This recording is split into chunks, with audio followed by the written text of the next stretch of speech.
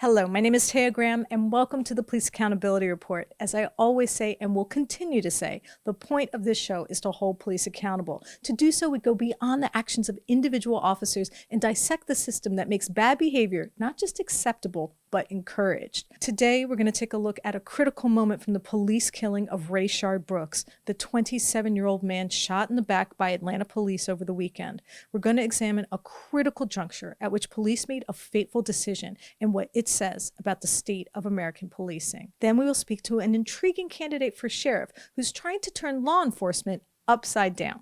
His name is James McLynas, and he will talk to us about why he is trying to change American law enforcement from the inside and the unique perspective he brings to the idea of reform. But before we get started, I want you to know that if you have evidence of police misconduct, please email it to us privately at par@therealnews.com, and please like, share, and comment on our videos. You know I read your comments and appreciate them. And of course, you can message me directly at Taya's Baltimore on Twitter or Facebook. Okay, that's out of the way. Now, it's hard to believe, but we have had yet another police killing to report on. After weeks of protests and calls for reform, Atlanta police did this: shot a man in the back and killed him. His name was Rayshard Brooks. The 27-year-old father of three had fallen asleep in his car at a Wendy's drive-thru. Police arrived and administered a field sobriety test, but apparently after he offered to park his car and walk to his sister's home, officers felt compelled to arrest him, and it is this decision that we want to unpack. Let's remember that Rashard was not pulled over driving while intoxicated. He was in fact parked, and as you can see by this video, he clearly was cooperative. Let's watch. Set the hotel. What hotel? Oh, right here at the Home Lodge. Where's that? What's the address to? I'm not sure. I know she's here at the Home Lodge. All right. So how did she drop you off here? But 30 minutes later, when police could have perhaps offered to let him walk home or even give him a ride, they default to the most consequential solution, an arrest, which led to this struggle and then 2 shots in his back. We're going to watch, but just a warning, this video is disturbing.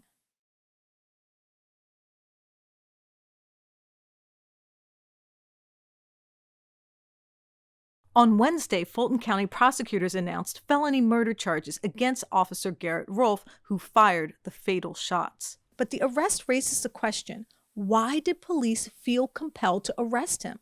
Why couldn't they simply let him walk home? Why did another police encounter that began with a man committing the heinous, and I'm being sarcastic, crime of sleeping at a drive-thru end up with another controversial police killing? Well, to help me unpack what happened and why, I'm joined by my reporting partner, Stephen Janis. Stephen, thanks for joining me. Hey, thanks for having me. Appreciate it. So first, I want to play a clip from Stewart, the lawyer for the family of Rayshard Brooks. He makes an important point, which I think is worth noting here.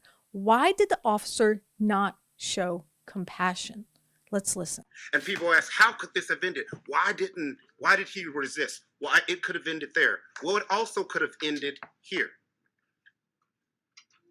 I can walk. My sister's house is right here. That's how this could have ended. It didn't have to go to that level. And that's what we're saying in America with policing, is this type of empathy is gone. Stephen, we have talked about this issue repeatedly. Why does it continue?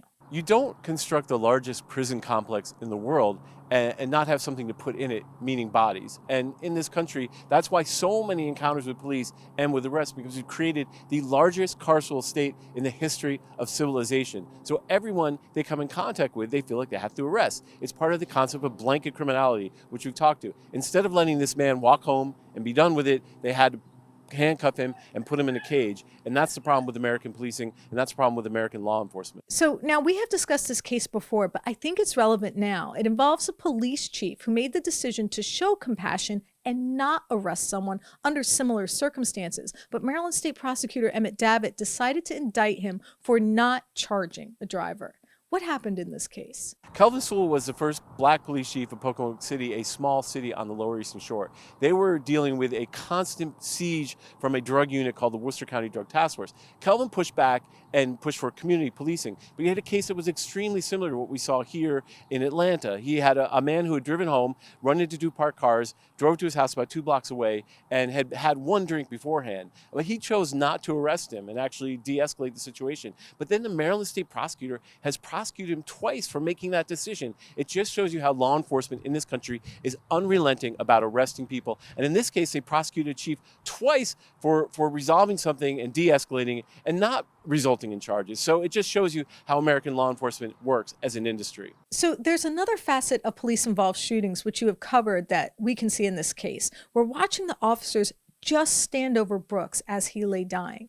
How could the officers not provide aid? Well, the case I was thinking about is the case of Edward Lamont Hunt in 2008, who was shot 3 times in the back. I interviewed a nurse who said she wanted to render aid to this man, but the police officer told him not to touch him. This is a common refrain I've heard from cases that I've covered in police-involved shootings. They treat the body like evidence or property that doesn't deserve or warrant any sort of compassionate treatment. And I think it says a lot about American law enforcement, how officers can stand over someone they shot and feel no compassion for this person. It shows a lack of compassion in policing in general. And that's the point. And that's the question that needs to be answered. How did American policing evolve where cops think they can justifiably shoot a man who fell asleep in his car? How does an institution that purports to protect and serve become empowered to be judge, jury, and executioner? And more importantly, how do we change it? Can we really reform American policing? Well, my next guest thinks he may have the answer, and it might seem odd. His name is James McLynas, and he is running for sheriff in Pinellas, Florida. But what's notable about him is what he isn't. He's not a cop, nor does he have any law enforcement experience. Instead, he's been working in the field of consumer protection. But it's his theory that his lack of ties to policing is exactly what makes him the perfect candidate. And so he joins us today to explain why. James, thank you so much for joining us. Well, thank you very much for having me. So first, tell us about your campaign. What made you decide to run for sheriff, given your background? For a number of different reasons. I've been investigating the corruption of the sheriff's department now for over 10 years, and it's really way worse than anyone could possibly imagine. The second reason is I actually feel like I can go in there and fix it and change it and make things better for the county of Pinellas. And the third reason is I have a daughter who's 17 years old, and I don't want her growing up in a community where the police are as corrupt as they are here in Pinellas County. I want to change it not only for her, but for everybody else that are having these problems all across the country that people are currently protesting against. I sincerely believe that I can put these reforms in place, and that's not going to happen from somebody who's a lifelong career police officer. So what would be your philosophy? How would you change law enforcement in Florida if you were elected? First off, we obviously have to have use of force reforms. And there are a number of fantastic use of force performance reforms out there online already. Campaign Zero has one, which I adopted, and they're actually an offshoot of Black Lives Matter. And they've gone out and they've researched all of the reforms that are currently working around the world, even in other police agencies here in America. And they've put it all into one concise form. And I've adopted that form. And not only have I adopted that form, I've actually added to it. Like as an example, I've taken off attack dogs. I don't think that police agencies should have attack dogs like the 60s race riots we saw. And instead of attack dogs and drug dogs, I'm going to be bringing in bloodhounds. And so that way, if the subject is cornered and captured, all they'll do is get licked to death instead of chewed to death. So we keep witnessing horrifying misuse of police force across the country. Why do you think this keeps happening? It keeps happening because of something that I call chain of command inbreeding. And that's something I hope to address. And that's a phrase that I've made up, so don't look it up, you're not going to find it. But chain of command inbreeding is something really simple. We as a community, we keep thinking that we're electing sheriffs all across the country, over 3,000 of them every year. And we haven't actually elected a single one of them.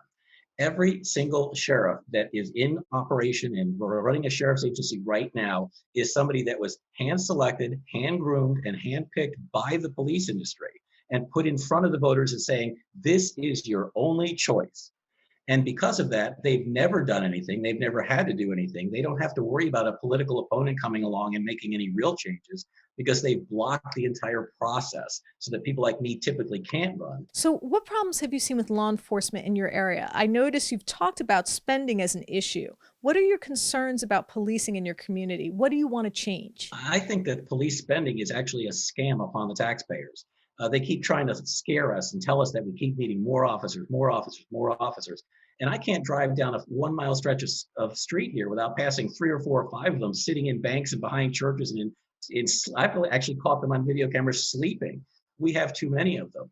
And just to give you an example of how bad it is, here in Pinellas County, Sheriff Galtieri has only been in office for 9 years. But in that 9 years, his combined budget has been $2.3 billion that he has sucked out of the taxpayers' pockets. And he is actually nothing more than a cancer that's bleeding this county dry. And that $2.3 billion does not even include the $500 million that they spent on what they call capital improvements, a $100 million jail, an $85 million new police headquarters. They have a $75,000 statues, 2 of them, out front, $75,000 each, cast in bronze of 2 Pinellas County Sheriff's deputies, one handing a bronze flag to the other. Why do we need $150,000 worth of bronze statues out in front of the police department? Why do each one of these officers get to drive a car home? Why do school resource officers get a $70,000 police patrol car that they drive back and forth to the school that's actually just sitting in the parking lot? Do we give the teachers cars every day? Because I'd rather give them a car every day than give these police officers a car. So there is literally massive amounts of waste. Another great example is he has 3 helicopters here. Each one of them has a $45,000 custom paint job on them that only the grounds crew will ever see. So if you give a police agency money, then they will keep spending and spending and spending. And I personally am going to go in there and I'm going to cut at least 25% across the board, starting with my own paycheck. One of the biggest issues that has defined American policing is accountability. Theoretically, could a sheriff investigate or hold a police department accountable for a crime they commit? Basically, where does a sheriff fit into the structure of law enforcement in your jurisdiction? Well, a lot of people don't understand the difference between a sheriff or a deputy and a police officer or a cop, and there's a huge difference. In the police agency, typically those police chiefs are not really the people that are in charge of that police district or agency. The mayor is in charge, the city council is in charge, and if the mayor doesn't like it, he will be fired. Here in Pinellas County, the St. Pete Police Mayor, Rick Kreisman, was just on a newscast wearing a black polo shirt with the St. Pete Police badge on it, and on the right-hand side it said mayor. He is literally the head of the police. So all these protesters are going down there and they're picketing Anthony Holloway and they're picketing the St. Pete Police Department. Those officers don't give a damn about any of this. They just want their paycheck and they want their pension, and that's what they're there for. Chief Holloway can't do anything on his own unless Mayor Kreisman and the city council tell him to. And if he does not do what he wants them to do, they will fire him and put somebody else in there. So he's just a figurehead. He's just a puppet of the local administration. Whereas a sheriff is actually an elected administrative position, much like a mayor. And what they keep trying to do is they keep trying to tell the public that you only have the right to vote for who they pick, when we have the right to vote anybody into this office. And I was out at a protest last Saturday and somebody said, well, how can you possibly run the police agency if you've never been a law enforcement officer? And I pointed across the street to the St. Pete City Hall and I said, Rick Kreisman right now is the mayor of this city and he's in charge of the police. Did he have to go to Mayor Academy? Did you make him be a mayor for 20 years before you elected him? No, you elect your officials based on their ideas, their concepts, and what they're telling you they will do. And what the police industry is telling you they're going to do is to continue to beat you, rob you, take your money, abuse your rights, and allow racist policies to continue to go on just like they have for 100 years. And the only way to change that is to bring in somebody new. And I like to say that I am the new face of police reform, a non-LEO. The new face of police reform is non-LEOs running for sheriff all across the country, starting with me. So how would you handle the power of police unions? I have seen them bring mayors to their knees. How would you handle it? The mayors that were on their knees did so voluntarily. The problem that we're having here is that the police industry is the flea that's wagging the dog, the city, the people. Less than 5%, 0.5% of the population here in Pinellas are police officers, but yet they're telling the rest of the population what to do, including the unions. I've looked at the union contracts here, and they have things in there that are absolutely asinine. Like, as an example, if you fire a police officer, he can arbitrate. But Sheriff Galtieri actually signed a union contract that says that the union gets to pick the arbitrator. That's insane. So the bottom line here is you have these police captains and sergeants and sheriffs that claim that they're under the 8 ball with these unions when actually they're just part of the same system, and they're agreeing to this stuff because they want to be covered under it too. Yes, as sheriff, I will not negotiate with these unions. These things will be stripped out of there. What are they going to do? Quit? If they quit, go ahead. Because my position is I'm going to end cannabis enforcement. I'm going to need to get rid of a third of the dirty officers anyway. And if those are the ones that don't like it, fine, there's the front door. And finally, how have people responded to your candidacy? Do you think people are receptive to your ideas? And is it something that could be replicated across the country? If you're in the police industry, you hate my ideas because I'm bringing accountability. However, if you're outside the police industry and you've been paying attention to anything that's going on, people are very receptive to my ideas. Just to give you an example, I just put my McLynas4Sheriff.com website up not even a month ago. And already our website has been shared in over 37 countries, in 47 states, and over 3,000 cities. And 80% of my donations are coming from outside Florida. And I've actually had to return numerous donations from foreign countries. So the message that I'm talking about is something that resonates. What I am offering is literally every single thing that the protesters are asking for, and it can be implemented literally with one vote for sheriff by just in voting for me, and those reforms are here. No more begging the police industry, no more begging the mayor, no more having them ignore you and put in little token reforms or changes that they're going to just go back away from. The only way for us to take control of this problem is to elect non-LEOs into the position of sheriff, where we will come in and we won't give a damn about how it's been done for 100 years. We're going to start doing it right. It's clear, despite the protests, calls for reform on both the national and local level, there are forces that drive policing which insulate it from the normal processes of a functioning democracy. The death of Rayshard Brooks is case in point. Given the widespread outrage over the death of George Floyd, one has to wonder why the officers who confronted Brooks felt empowered to use deadly force, despite promises of reform, or, and I'm putting this in quotes, de-escalation training. Police continue to use violence to resolve situations that hardly even warrant their presence. Take a look at this video if you want to understand the depth of the problem. It depicts a gang unit, that's right, a gang unit, arresting 13 and 15-year-old boys for jaywalking. Let me repeat, a gang unit, one of the plainclothes units we exposed in a previous piece as often focused on seizing property and making arrests profitable, stopped children, threw one to the ground, and put another in handcuffs for jaywalking. Now, we thought, just to be clear, we put the actual definition of the law on the screen. Not all definitions are the same, and I'm sure they vary by jurisdiction, but generally jaywalking is crossing the street when a crosswalk is alternately available. It does not mean, as police allege here, walking down a deserted street. So we have an intriguing case, a group of so-called elite officers tasked with making high-profile arrests, zeroing in on 2 teens walking down the street. Is that the best use of what's supposed to be the most highly trained and best paid cops? The point here is not just to demonstrate the absurdity that over-policing can occasionally conjure, but to show how disproportionate American policing has become to the actual problems it's supposed to solve.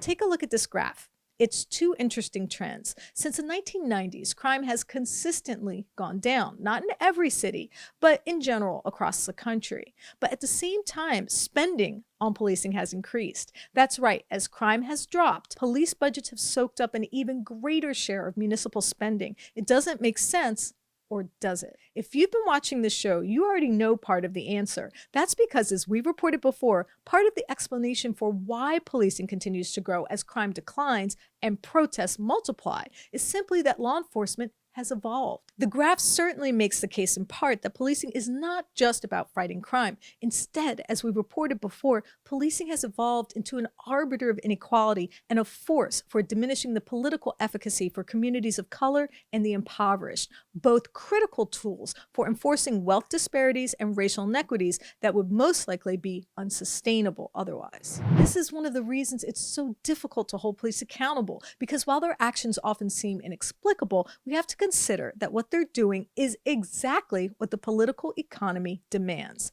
Case in point would be the career of a cop in my hometown of Baltimore. Baltimore is, of course, best known for the nefarious exploits of the Gun Trace Task Force, the group of 9 officers who pled guilty or were convicted of robbing residents, dealing drugs, and stealing overtime. But before the GTTF, there was another unit that wreaked havoc on the city that has received less attention. It was called VSID, the Violent Crimes Impact Division. It was a group of roughly 80 officers who roamed the city without supervision, in plain clothes, pulling people over, blanketing poor and black neighborhoods with military-style cops wearing jeans and t-shirts, and, according to $5 million worth of lawsuit, meting out brutality at prodigious rates. But the reason I'm telling this story is about how it reveals part of the underlying imperatives that insulates policing that we discussed at the beginning of the show. And we can tell through the story of a Baltimore police supervisor named Robert Quick, or as he's known by his rank, Captain Quick. Quick was one of the supervisors of the VSID and as such was responsible for much of the unethical strategies that led to the lawsuits and allegations that the unit was corrupt. But it's what happened to him since that is so illustrative. In 2010, the Inspector General's investigation determined that Quick, along with another high-ranking official, had violated department policy by awarding themselves overtime. The BPD does not allow officers with a rank above lieutenant to earn it. But it gets worse because the Inspector General determined that Quick and his associates had submitted multiple timesheets and received thousands of dollars in pay they were not legally entitled to. An investigation into what happened was shut down, so some of the details remain murky. But it's what happened to Quick after the fact that's the point of this story. That's because when I attended an internal administrative hearing for the officer who drove the van in which Freddie Gray died in 2015, his defense called an intriguing witness. His name, Quick, and his title, Chief of Best Practices. That's right. He had been promoted to head the division through which the BPD seeks ethical and productive policies. The former cop, who once ran one of the most problematic units in the history of one of the arguably most corrupt departments in the country, is now its chief catalyst for reform. The same person tasked with making the department better and improving its ability to function by searching for the so-called best practices, which have so far eluded it, had been caught red-handed, violating policy. This shows how deep the problem is and how hard it will be to fix, and why American law enforcement appears to operate with its own sense of intrinsic logic, immune to any pushback or protest to the contrary. That's why we will continue on this show to do our part, exposing these conflicts and contradictions for all to see. And if and when this will bring about change is the question even we can't answer. I want to thank my guest, James McLynas, for his time and wish him the best of luck in his campaign. Well, thank you very much for having me. It's been a real pleasure. And I also want to thank intrepid reporter Stephen Janis for his reporting, writing, and editing on this piece. Thank you, Stephen. Taya, thank you for having me. And of course, I want to thank friend of the show, Noli D, for her support and help on this piece. Thank you, Noli D. And I want you watching to know that if you have evidence of police misconduct or brutality, please share it with us and we might be able to investigate. Please reach out to us. You can email us tips privately at par@therealnews.com and share your evidence of police misconduct. You can also message us at Police Accountability Report on Facebook or Instagram, or at Eyes on Police on Twitter. And of course, you can message me directly at Taya's Baltimore on Twitter and Facebook. And please like and comment. You know I read your comments, appreciate them, and answer your questions whenever I can. My name is Taya Graham. I'm your host for the Police Accountability Report. Please be safe out there.